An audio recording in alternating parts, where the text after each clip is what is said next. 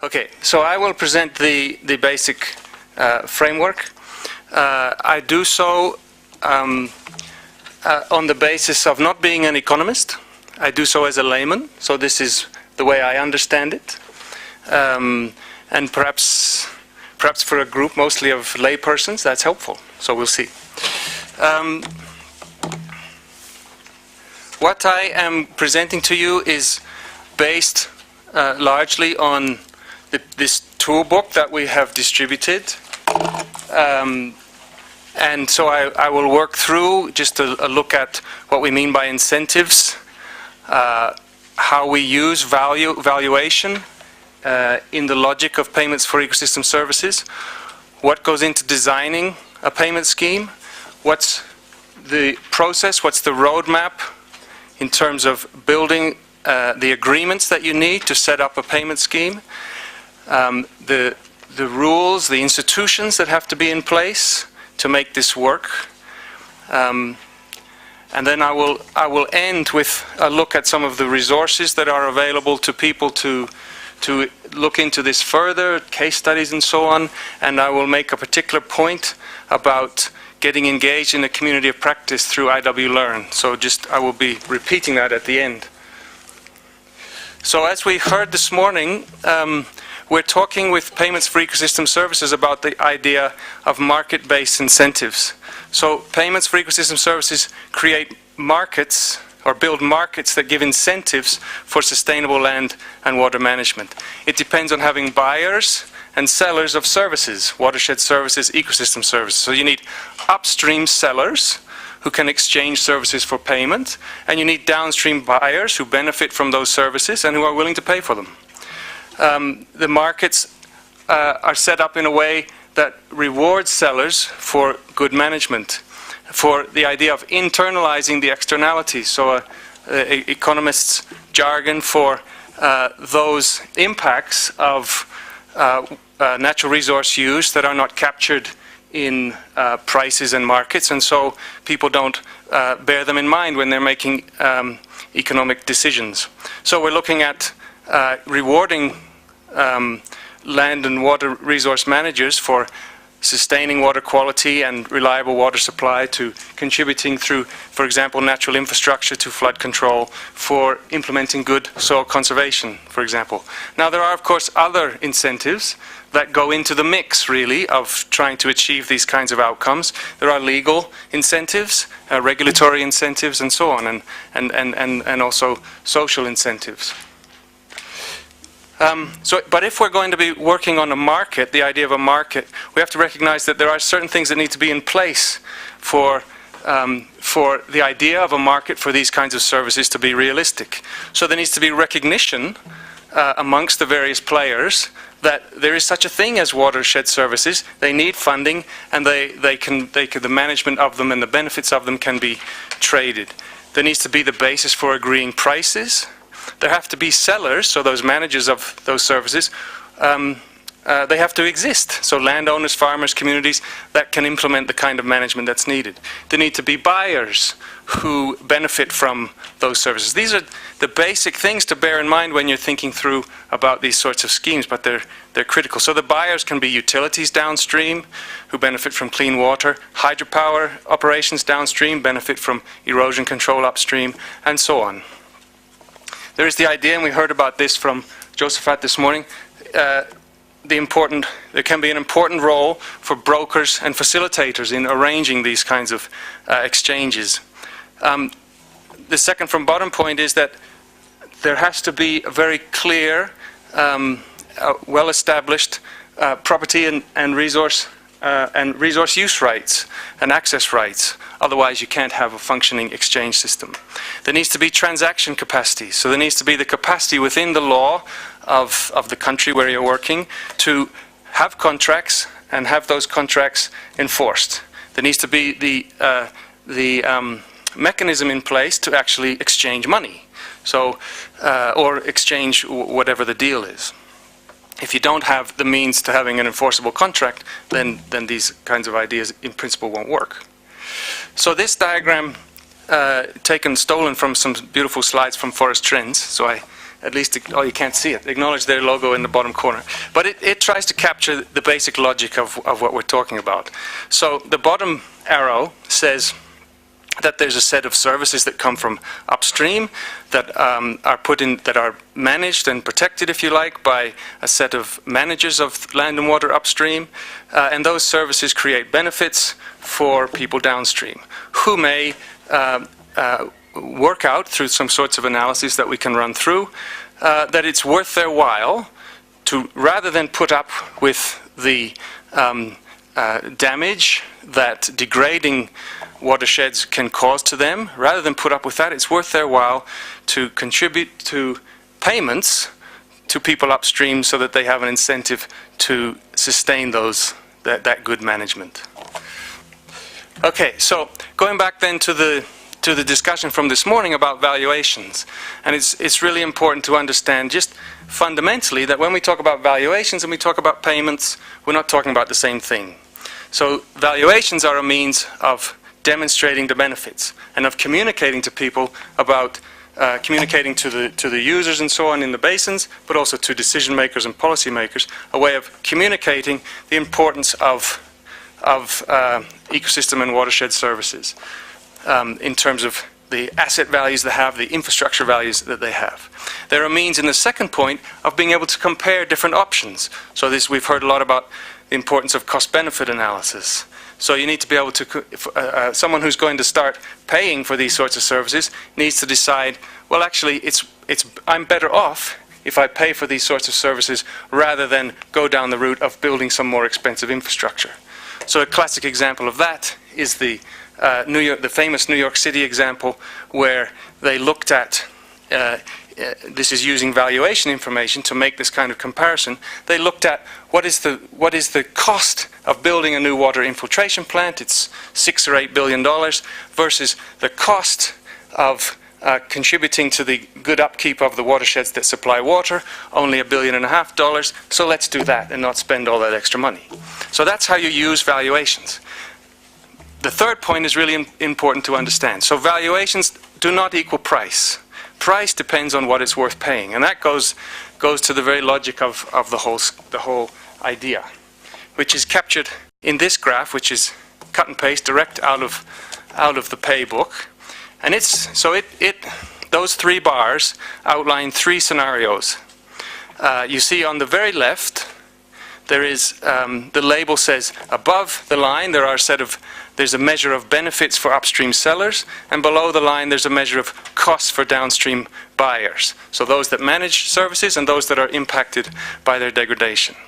So in the first scenario, labeled scenario A, it says deforestation. So that's imagining that you have land managers upstream who may be removing the trees.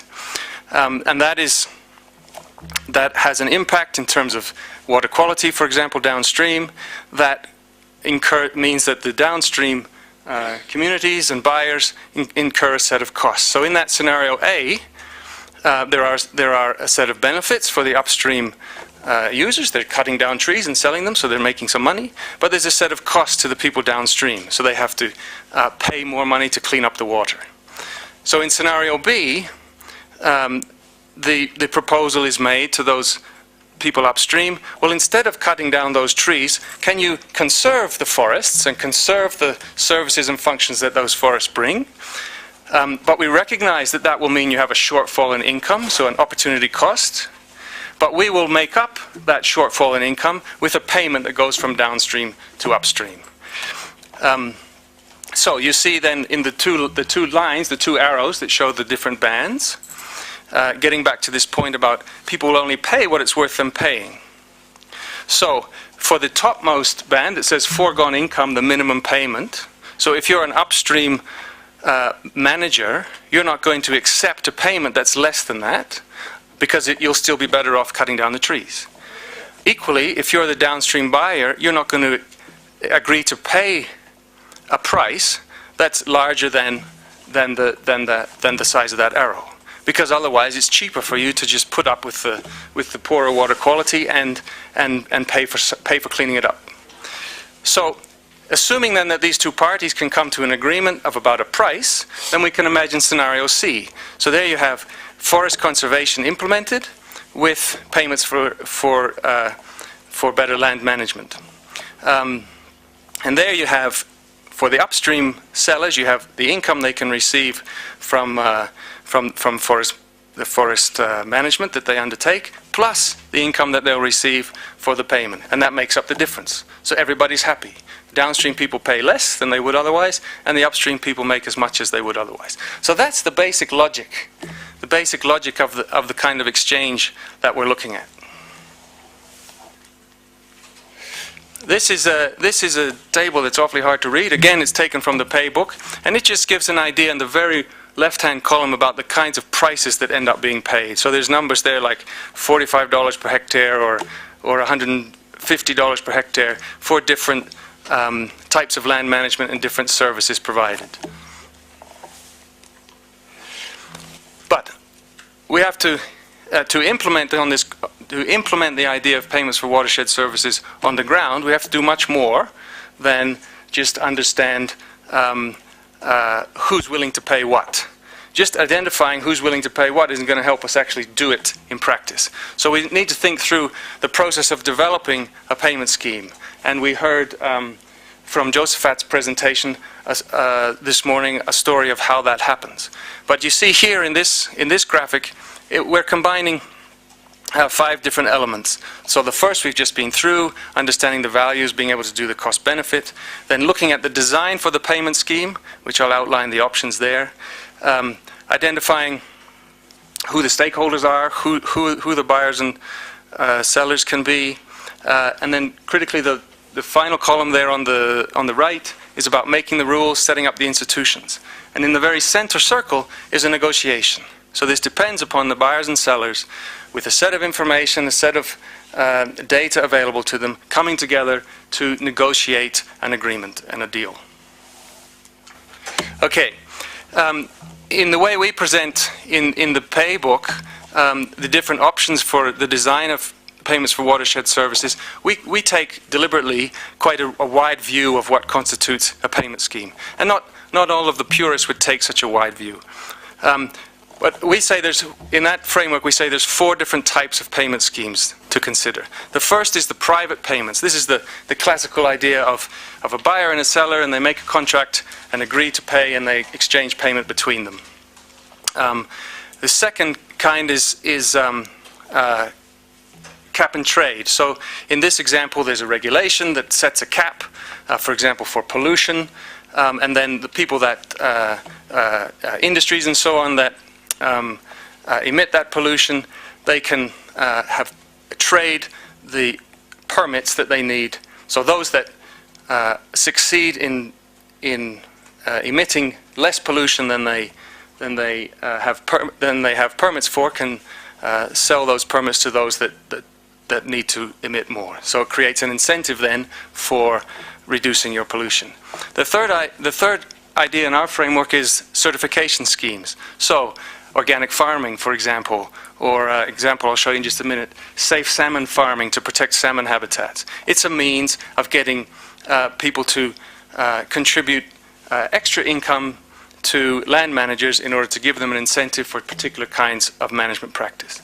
The fourth category is public payments. So this is much more about governments taking on the role of buyer, but doing so in ways that reward certain kinds of management, give incentives for certain kinds of investments in ecosystems.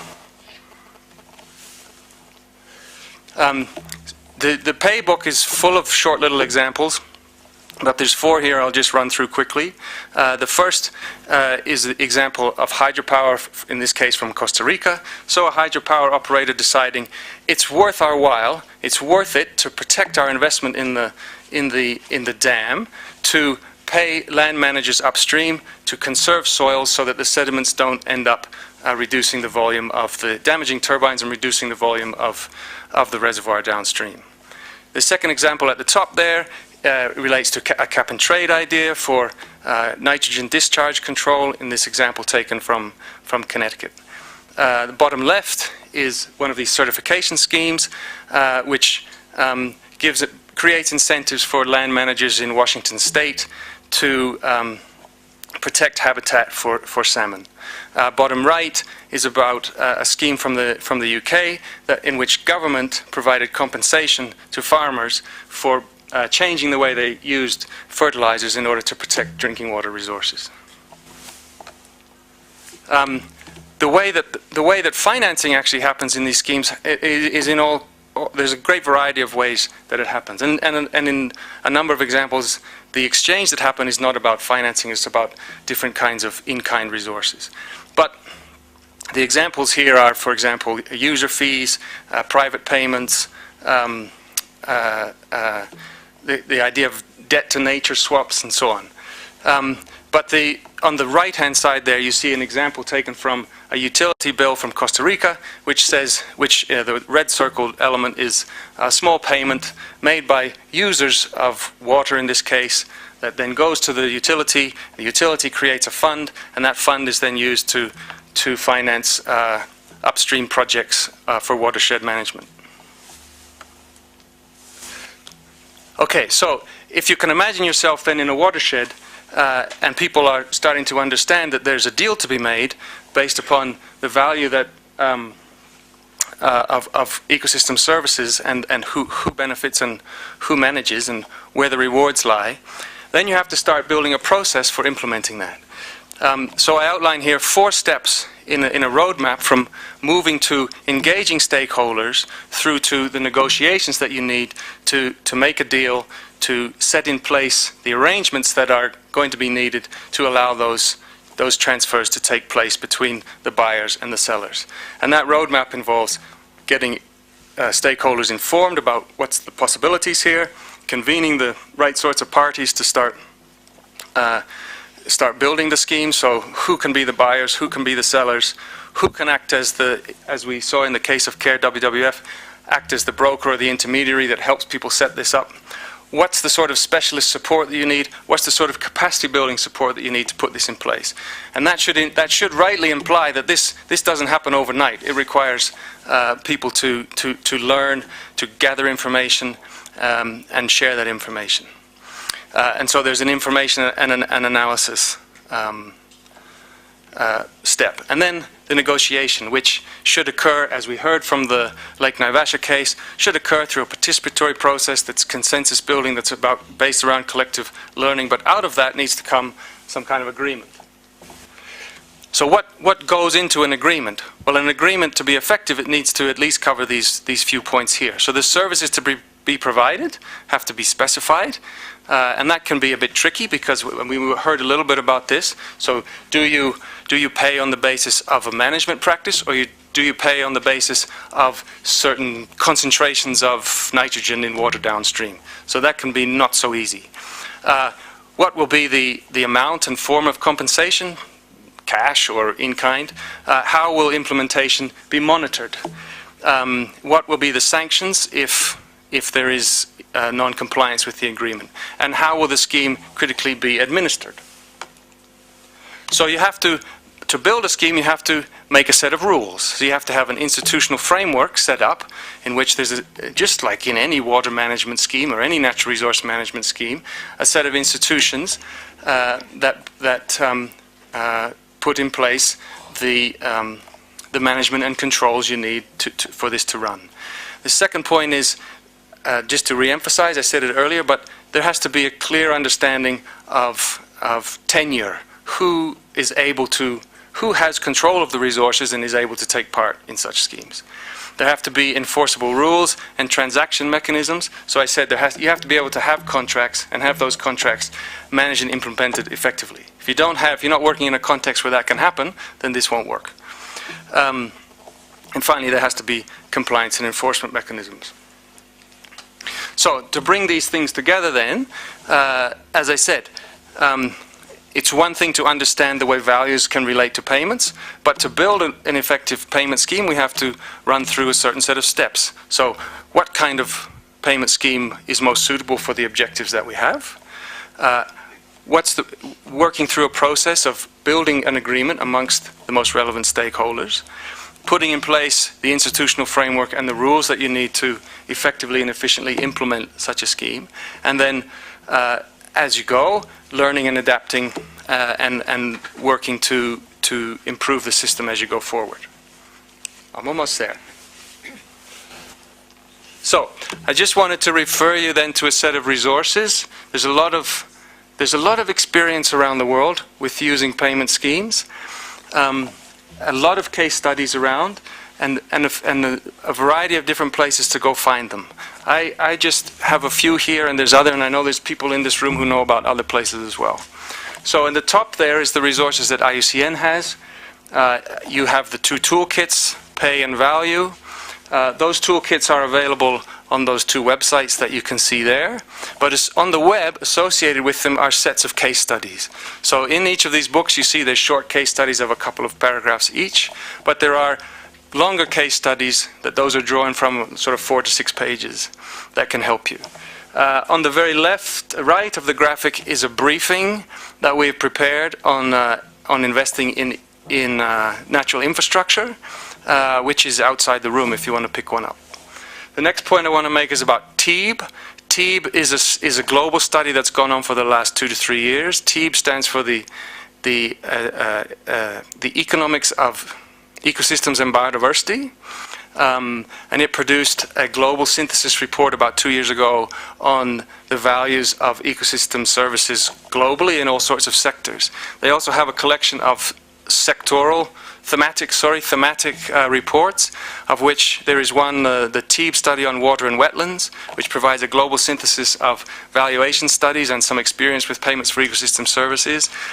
And that study will be, is just being finalized now and will be released, I think it will be launched in February on World Wetlands Day. But there are some case studies associated with that, which I think, Stefano, are available online already, you said. Okay. The next to last thing I wanted to bring to your attention was a website called WatershedConnect.com, which is part of a project that is being implemented by Forest Trends, an NGO, Forest Trends. And they are establishing a broad global community of practice on payments for, they call it something different now, investing in watershed services. And there's a lot of resources on there. There's a lot of, you see the map there points to different case studies, of which the two we have from Naivasha and Tanzania are part of that network. So it's a good place to go for further case studies. Okay, this is a screen grab of the IW Learn community of practice, and particularly a resource brief that we've prepared that is available to everybody here. A resource brief that we've prepared on what the resources are available that you can access through clicking through these various sections to get more information in terms of training resources, case studies, etc. It's set up as a set of FAQs, frequently asked questions about payment schemes. And what we'd really like to do is invite you to look at that, go through it, decide that you have other cases, other information to contribute, that you have questions that are not addressed by those frequently asked questions. And then we would really, really, really like you to, I told Mish I'd stand on the desk and shout it when I presented this, but I won't. We'd really, really, really like you to feed back to us and make your contributions, give us your ideas, share your experiences, whatever, through the learning platform with the other participants in IW Learn in this region and in other regions. There's a set of questions that this group should perhaps be working through over the coming 24 hours. And I just want to mention them because there's a couple of really important issues here. Will watershed services work everywhere? The answer is no. So let's not pretend that they do. So where won't they work? We need to think about that. What are the options for, thinking very important for this workshop, how do we bring together terrestrial payment schemes and marine payment schemes? Are there opportunities there that the Jeff projects and the portfolio of LME projects and basin projects can really do some innovation here? The third point is, does working across national boundaries with payment schemes, is that Is that viable? Question mark. And then what are the alternative investment mechanisms as well? Thank you.